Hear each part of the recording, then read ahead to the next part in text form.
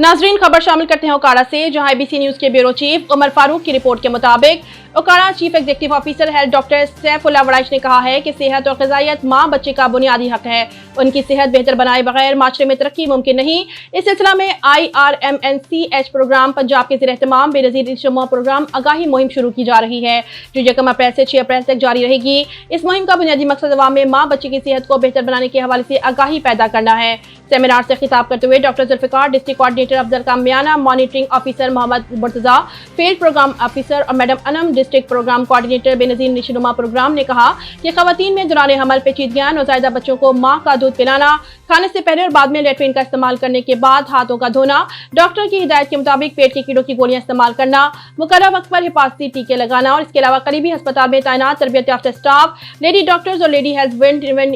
Visitors की ज़ेर निगरानी बच्चे की पैदाइश के हवाले से सहूलियात की फराहमी मौजूदा हुकूमत की अव्वलीन तरजीह है। सेमिनार में lady health worker, supervisor, NGOs के नुमाइंदों, सहाफ़ियों और शहरियों की कसीर तादाद ने शिरकत की।